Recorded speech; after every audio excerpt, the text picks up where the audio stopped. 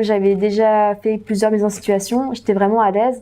D'ailleurs, le jour J, la formulation de la question, l'attente des jurys était vraiment conforme à ce à quoi je m'étais préparée avec Greg et Marie. À chaque entretien, ils me faisaient quelques mises en situation et je me rappelais que j'étais assez sereine lors de cette partie, alors que justement, la journée d'oral, j'ai parlé avec beaucoup d'admissibles et pour eux, la plus grande peur, justement, c'était ces questions auxquelles ils s'étaient jamais préparés, ces questions de mise en situation, où finalement on ne savait pas trop quoi faire, ni comment répondre, sans structure, on était un peu délaissés. Pragmatique prépa, pour moi, je l'associe directement à Greg et Marie, pour dire que justement, je suis entourée de personnes bienveillantes et vraiment dignes de confiance, dans des locaux vraiment très agréables. Déjà, sur le plan académique, ils sont vraiment très professionnels et efficaces. Ils vont me donner les meilleurs conseils. J'en ai vraiment profité, que ce soit aux écrits ou aux oraux. Mais également, c'est beaucoup plus que de simples cours et séances de coaching, parce que ce sont pas les seuls professionnels dans le monde de la prépa qui prennent vraiment le temps de me demander comment je vis ma prépa, mes concours. Ils m'écoutent, donc ils sont très attentifs à mon bien-être psychologique. C'est important en prépa aussi. Et donc c'est vraiment un accompagnement académique, mais surtout humain et psychologique. C'est vraiment cadré et structuré dans le sens où ma réponse, je ne vais jamais la déballer au feeling comme ça me vient, mais dans un certain ordre, comme par exemple dans nos dissertations où il y a intro, développement et conclusion. Eh bien, nos réponses aussi, elles sont structurées selon une méthode que Greg et Marie ont formulée et qui est vraiment très efficace parce que j'ai eu l'occasion de l'utiliser donc à mes oraux cette année et ça a marché. Le soutien de Grégory m'était nécessaire parce que le jour de l'oral de l'ESCP, j'avais commencé par l'épreuve de maths exactement comme l'année dernière et je l'avais raté. Mais vraiment, je savais qu'au fond de moi, je l'avais vraiment raté.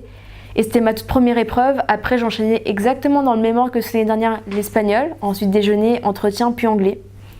Et l'année dernière, j'avais raté les maths. Ça m'avait vraiment stressée, j'avais paniqué. Donc j'avais raté vraiment toutes mes épreuves, ce qui m'avait fait passer par la cube. Et donc j'avais l'impression de revivre la même histoire. Je venais de rater les maths. Ensuite, il me restait l'espagnol qui est pas ma matière forte et les autres matières dans l'après-midi. Mais je me sentais condamnée, je me suis dit c'est l'histoire qui se répète, c'est fini pour moi, j'abandonne. J'étais pas très réceptive aux conseils, au coaching de mes amis qui déjà étaient stressés parce que c'était un peu leur jour J. Et ils me disaient mais non Jiyoung, t'inquiète pas, t'as toujours été forte en maths, qu'est-ce que tu me racontes, tu paniques, c'est dans ta tête, ne t'inquiète pas, t'auras une bonne note. Ils cherchaient à me rassurer alors qu'au fond de moi je savais que j'avais raté. Mes parents, je ne pouvais pas leur dire que j'avais raté l'épreuve de maths parce que sinon ils allaient commencer à paniquer et chercher, je sais pas, une possibilité de bicarrer. Et c'était vraiment à Greg que j'avais dit que voilà, j'ai raté mes maths. Et je me rappelais que c'était le seul qui avait accepté avec pragmatisme que oui, j'avais raté mes maths, mais c'était pas fini parce qu'il restait 3 épreuves et que les maths, même si je me tapais un 4, c'était pas la mort pour moi, que j'avais assez d'avance à l'écrit, que j'étais capable de me relever et de survivre à l'épreuve d'espagnol même si je parle vraiment trop mal et que l'entretien on s'était assez entraîné et que l'anglais ça allait bien se passer, qu'il fallait juste que j'oublie. Ça arrive de se rater, tant pis, voilà, c'est fait. Pas la peine d'en faire un drame. On passe à autre chose parce que le reste nous attend et les jurys n'ont pas envie de voir une personne qui pleure parce qu'elle a raté ses maths le matin. Ce petit état des lieux tout simple et pragmatique et ensuite un petit coup pour bien me motiver et me dire que c'est pas fini, qu'il me reste d'autres choses à faire. Ça m'a vraiment aidé à rebondir sur mon échec en fait et ça s'est beaucoup mieux passé que l'année dernière. Le cours de coaching avec Grégory, déjà c'est chez Grégory. Donc avec plein de livres de maths autour, donc on est en bonne compagnie. Ça se passe vraiment dans une ambiance de confiance parce que ce n'est pas non plus comme une colle avec ton professeur de culture générale qui te demande tout de suite de près abord c'est quoi ton projet professionnel, ce qu'on a préparé, mais il prend le soin de te demander comment tu le sens, cet entre-deux entre les écrits ou les oraux, ou comment tu sens d'avoir ton oral de l'OM dans 2 jours. Et il rassure tes peurs, il t'écoute, c'est important. parce que au fond de toi, tu stresses et ce stress sera assez nocif pour tes entretiens. Et ensuite, voilà, il y a le travail sur ta personnalité, l'entretien. En fait, ils changent pas tes réponses. Tes réponses, elles viennent forcément de toi. C'est juste qu'ils les structurent de façon à ce que ça puisse atteindre le jury.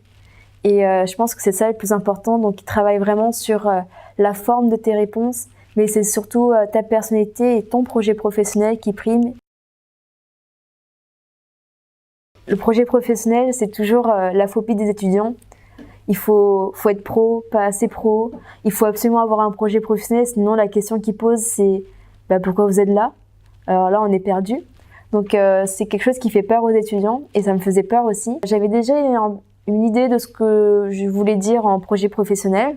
Et donc on a beaucoup peaufiné ça. On a peaufiné mon projet professionnel. Pragmatique Prépa, donc Greg et Marie, ils vont jamais te confectionner une personnalité et un projet pro de A à Z, mais ils vont structurer le tien, vraiment faire ressortir le fil de ton histoire que tu as sûrement dû oublier entre 4 heures de maths tous les soirs et également quelques thèmes version d'anglais. Donc c'est vraiment un travail sur l'authenticité parce que ils vont juste retrouver la réponse à la question « mais pourquoi vous êtes là ?» Mais en fait, elle sommeillait en toi et ils vont juste la retrouver et la mettre devant tes yeux et toi, tu n'as qu'à juste embrasser ton projet pro, retrouver ta personnalité pour être brillant le jour J. J'ai toujours été intéressée par les cosmétiques, donc mon projet professionnel c'était de travailler dans les cosmétiques de luxe et donc de travailler entre la France et l'Asie. Et c'est vrai que j'ai toujours été intéressée par ça, mais à chaque fois je me rappelais Grégory, il me demandait pourquoi, et à la fin je commençais à trouver ça frustrant. Enfin, moi j'aime bien les crèmes, c'est tout. Vraiment, je vois pas pourquoi il y aurait encore un pourquoi à ça. Et en fait, en finissant par raconter mes vacances d'été, j'ai raconté mon enfance en Corée du Sud avec ma grand-mère qui est botaniste. Et il m'a dit, mais bien voilà, c'est ça la réponse à mon pourquoi tu me le dis pas plus tôt?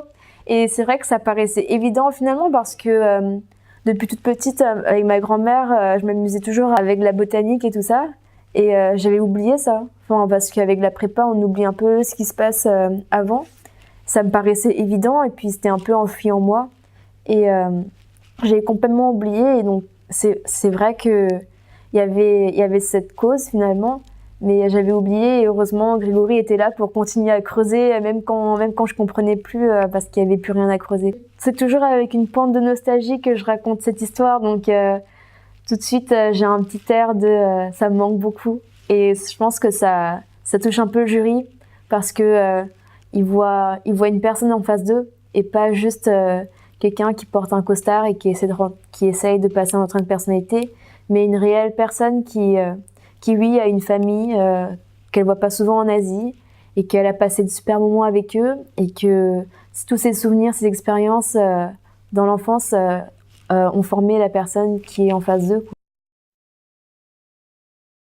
Je pense que ce premier entretien, ça a été le déclic pour moi parce que je me suis rendu compte que c'était vraiment un jeu. C'est juste qu'ils me proposaient un jeu dont ils avaient fixé les règles et qu'ils espéraient vraiment que j'étais à la hauteur de ce jeu. En fait, on se rend compte que le jury n'est pas là pour t'éclater, mais espère vraiment que tu vas intégrer l'école où ils sont les jurys. Ils espèrent que tu sauras vraiment dévoiler ta personnalité et qu'ils t'aimeront beaucoup assez pour que tu puisses rentrer dans leur école. Marie a joué vraiment le personnage le plus dur, c'est-à-dire le plus méchant dans le sens vicieux, qui n'arrêtait pas de persifler des commentaires vraiment désobligeants, mais c'était pour mon bien. Et je pense que surtout c'était le plus dur le premier parce que dès qu'ils m'ont dit que l'entretien commençait, leurs regards ont complètement changé. Surtout Marie, pour moi, je la voyais comme une gentille maman qui avait son ventre rond, vraiment adorable, et puis qui me félicitait pour mes admissibilités. Et puis là, je vois qu'elle a un regard vraiment de tueuse, prête à m'éclater au moindre écart dans mes réponses. Alors je savais qu'il fallait vraiment rien lâcher, puis j'oubliais de sourire. Parfois, j'oubliais le fond pour la forme, et parfois la forme pour le fond. Et c'était la première fois qu'un jury me prenait véritablement la tête pendant l'entretien. Et physiquement, c'était éprouvant. Je me sentais vraiment tendue aussi. C'est pour ça que je dirais donc que c'était le plus dur.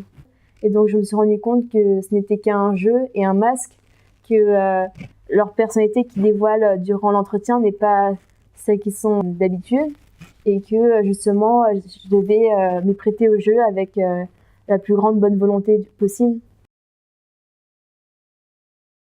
Ça n'avait rien à voir avec tous les entretiens blancs que j'avais eus durant ma prépa. Ça n'avait rien à voir avec des jurys bienveillants, souvent des parents d'élèves qui ne savaient pas trop comment noter véritablement et me noter de façon assez floue, c'est-à-dire entre 12 et 14, donc passable, voire plutôt bien, mais ni chaud ni froid et c'était assez flou.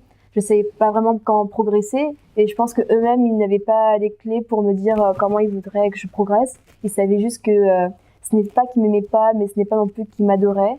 Donc j'étais vraiment sans directive, alors que justement avec Greg et Marie, ça n'avait rien à voir. Il y avait un débriefing où vraiment, ils avaient vraiment tout retenu de moi, enfin, de tous mes gestes, de toutes mes réponses, et ils me donnaient des conseils vraiment adaptés à ma personnalité, c'est-à-dire que je n'aurais jamais à jouer un autre personnage que moi, mais c'était des conseils, vraiment des toutes petites choses auxquelles je pouvais penser facilement malgré le stress du jour J, et que je pourrais appliquer sans trop faire d'efforts et qui apporterait un véritable plus à ma note le jour J. C'était radicalement différent de ma prépa où c'était souvent comme jury des professeurs de matières littéraires comme philosophie ou culture générale qui certes travaillaient beaucoup sur l'élocution, sur un peu l'art oratoire, mais pas vraiment sur le fond, c'est-à-dire sur mon projet professionnel, ma personnalité, comment je devais me présenter face à une école de commerce, qu'est-ce que je devais apporter moi en tant que future étudiante. Donc il n'y avait pas vraiment de conseils très appropriés pour le fond, pour mon projet professionnel et ma personnalité. En fait, il n'avait pas trop de directives sur comment m'améliorer sur le fond, mais il me reprenait par exemple pour les fautes lexicales que je faisais souvent, mes petits tics de langage. Ensuite, il y avait également 2 entretiens blancs par an avec des parents d'élèves, mais c'était trop plongé dans le monde de l'entreprise. Certes, c'était intéressant pour moi parce que ils m'évaluaient en tant que futur employé possible et qui allait plus tard passer des entretiens d'embauche. Mais justement, je pense qu'ils avaient tendance à confondre ces entretiens de personnalité avec des entretiens d'embauche. Or, cela n'avait rien à voir. Ils n'ont pas été très réceptifs à toutes mes expériences qui ont forgé ma personnalité. Il manquait beaucoup de regard critique véritablement sur ce que mes expériences m'ont apporté, sur quel type d'étudiant je serais dans une école de commerce et en quoi le management, en quoi l'école de commerce m'est destinée. À l'ESCP, c'était vraiment l'entretien où j'ai été le plus à l'aise, où j'ai vraiment pu utiliser donc toutes les astuces de Greg et Marie. Pour moi, ça a été le déclic, j'ai vraiment été à l'aise. Au fond de moi, je savais que ça se passait bien et que j'allais avoir une bonne note. Je pense que c'est là où tous les conseils de coaching avec Greg et Marie ont vraiment porté leurs fruits, où j'ai vraiment pu appliquer vraiment parfaitement leur méthode. Comment raconter, faire valoir mes anecdotes et mes expériences. Les conseils de forme, parce que j'avais quelques tics de mouvement ou de langage. Et surtout sur mon attitude, comment je portais mon regard sur ce que c'était l'entretien en lui-même. C'était, je crois, le meilleur entretien que j'ai passé. Donc comme quoi ça marche.